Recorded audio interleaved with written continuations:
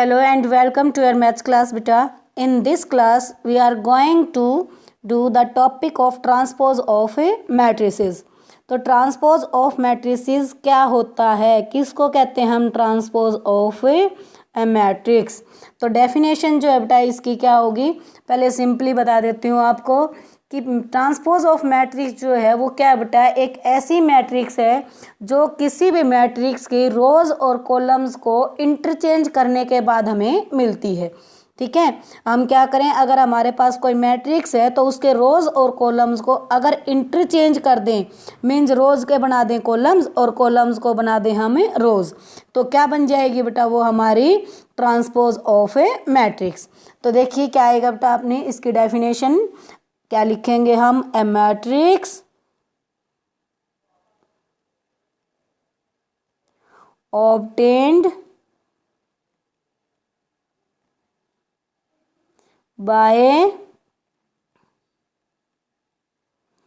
interchanging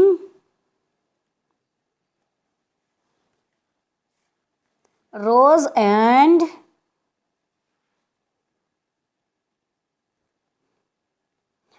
columns of a matrix A is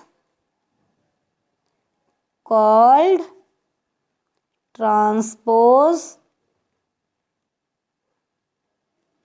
of matrix A. ठीक है, वो matrix बेटा जो हमें ऑब्टेन होगी किसके बाद, interchanging rows and columns of a matrix A. यहाँ पे मैट्रिक्स ए इसलिए लिया बेटा मैंने क्योंकि आगे हमें नोटेशन भी देनी थी। मैट्रिक्स जो है ए बी सी डी कोई भी हो सकती है बेटा आपकी, तो वो मैट्रिक्स जो रोज और कॉलम्स को इंटरचेंज करने के बाद मिलेगी वो क्या कहलाएगी, ट्रांसपोज ऑफ मैट्रिक्स ए। अब मैट्रिक्स ए का जो ट्रांसपोज है बेटा इसको डिनोट किससे करते हैं हम, तो it is denoted by A dash, ऊपर ये डैश का साइन होता है बेटा छोटा सा, या फिर ए और ऊपर लगा देते हैं हम स्मॉल टी, कैपिटल टी भी लगा देते हैं बेटा इसके लिए। ठीक है, यहाँ पे आप ऐसे भी लिख सकते हो ए ये वाला टी। ओके, तो यहाँ पे ये जो सिंबल्स होते हैं ये सभी किसके लिए हैं बेटा, अपने ट्रांसपोज ऑफ ए मैट्रिक्स के लिए। ओके, फिर ट्रांसपोज ऑफ मैट्रिक्स के बाद बेटा बताऊंगी मैं छोटी छोटी 3-4 प्रॉपर्टीज की जो हमारे स्टार्टिंग के क्वेश्चंस में यूज होंगी। लास्ट के क्वेश्चंस में जो प्रॉपर्टी यूज होंगी वो आपको बाद में करवा देंगे। तो सबसे पहले तो यहाँ पे सिंपली अगर हम लिखें तो सबसे पहली प्रॉपर्टी क्या आती है बेटा, तो देखिए अगर मेरे पास रोज बेटा इस फॉर्म में है, मैं मैट्रिक्स का ट्रांसपोज कर रही हूँ, तो हमारी ये रोज किस फॉर्म में चली जाएंगी बेटा, इस फॉर्म में कॉलम बन जाएंगे। इसको दोबारा से फिर मेरे को क्या करना है, ट्रांसपोज करना है। एक बार तो कर दिया, दोबारा फिर मैं इसको ट्रांसपोज करूँगी, तो ये जो फॉर्म है बेटा, ये जो कॉलम फॉर्म है ये वापस किस फॉर्म में चली जाएगी, इसी फॉर्म में चली जाएगी।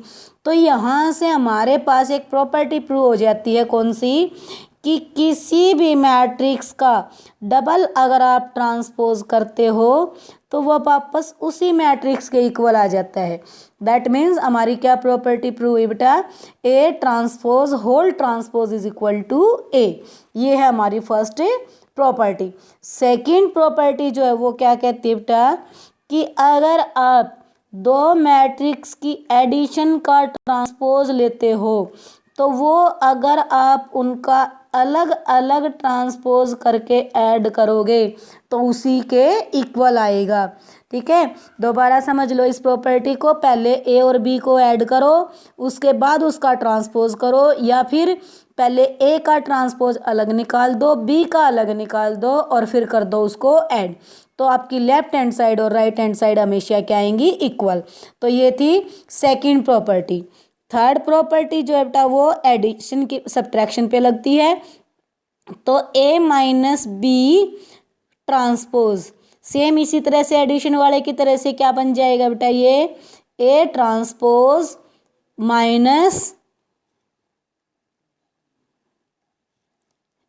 Minus B transpose.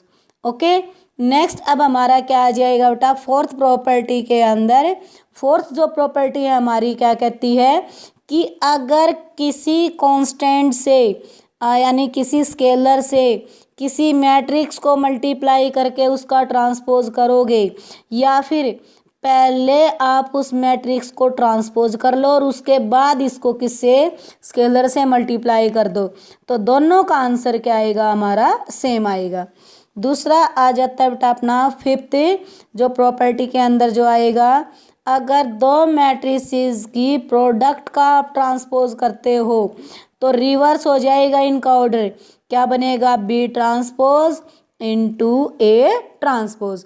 तो ये मैंने कुछ प्रॉपर्टीज आपको बताई ट्रांसपोज की, किसी भी मैट्रिक्स का डबल ट्रांसपोज करोगे उसी मैट्रिक्स के इक्वल आएगा, उनकी एडिशन का ट्रांसपोज करोगे तो उनके अलग अलग ट्रांसपोज की एडिशन के इक्वल आएगा, उनकी सब्ट्रैक्शन का ट्रांसपोज करोगे तो उनकी अलग अलग सब्ट्रैक्शन की अलग अलग ट्रांसपोज की सब्ट्रैक्शन के इक्वल आएगा। नेक्स्ट मैंने आपको क्या बताया बेटा कि किसी स्केलर से मल्टीप्लाई करके ट्रांसपोज करो, या पहले ट्रांसपोज करके फिर क्या कर दो, स्केलर से मल्टीप्लाई कर दो, आंसर क्या आएगा, सेम आएगा। नेक्स्ट मैंने बताया कि ए इंटू बी का ट्रांसपोज जो है वो B transpose into A transpose. बाकी में बेटा ए बी मैट्रिक्स सेम सीधी चलेंगी स्ट्रेट, इसी में मल्टीप्लाई वाली में क्या हो जाता है, ऑर्डर चेंज होता है सिर्फ एक प्रॉपर्टी के अंदर, इसका आपको ध्यान रखना है, ठीक है। तो उसके बाद हम हमें स्टार्ट करने जा रहे हैं अपनी एक्सरसाइज का क्वेश्चन नंबर फर्स्ट। तो क्वेश्चन नंबर फर्स्ट में देखिए बेटा अपने पास क्या स्टेटमेंट है। क्वेश्चन नंबर फर्स्ट में इसने कहा है हमें कि हमें क्या फाइंड आउट करना है, transpose of the given matrices. तो हमें मैट्रिसेस दो दे रखी हैं, वो क्या दे रखी हैं बेटा, मैट्रिक्स इसने हमें फर्स्ट दी है, कौन सी, क्वेश्चन नंबर फर्स्ट है ये एक्सरसाइज का, और इसने कहा कि आपके पास फर्स्ट पार्ट के अंदर एक मैट्रिक्स है 5 1/2 -1, इस मैट्रिक्स का आपको क्या करना है बेटा, ट्रांसपोज करना है। सेकंड जो पार्ट है उसके अंदर इसने आपको जो मैट्रिक्स दी है वो कौन सी दी है, इसने दी है मैट्रिक्स 1 2 -1 3, इसका ट्रांसपोज करना है आपको, ठीक है। और थर्ड जो आपका पार्ट है उसके अंदर इसने आपको जो मैट्रिक्स दे रखी है बेटा वो कौन सी मैट्रिक्स दे रखी है आपको, इसने दी है मैट्रिक्स 3x3 फॉर्म में दे रखी है ये, -1 √3 2 5 5 3 6 6 -1, ये है आपकी थर्ड मैट्रिक्स। तो देखिए अब हम करेंगे इनका ट्रांसपोज। तो अब फर्स्ट पार्ट जो है हम फर्स्ट पार्ट का ट्रांसपोज करने जा रहे हैं बेटा। तो फर्स्ट पार्ट के ट्रांसपोज के लिए देखिए अपने पास क्या होगा, अपना सॉल्यूशन है किसका, फर्स्ट पार्ट का।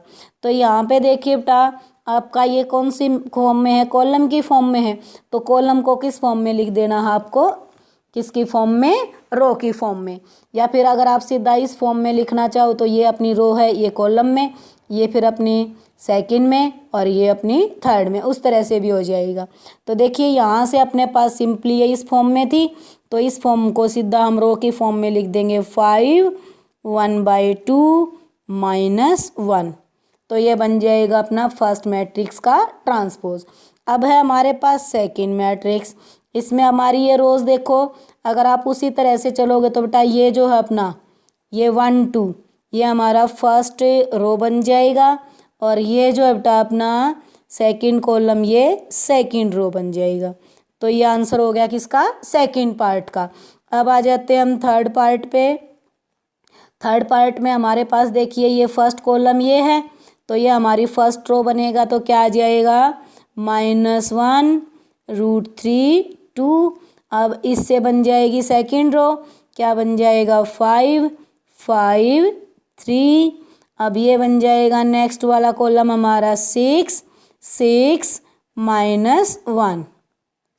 तो ये था बेटा आपका question number first of exercise 3.3। Okay, In next exercise, sorry, in next video I will tell you question number 2. Thank you beta.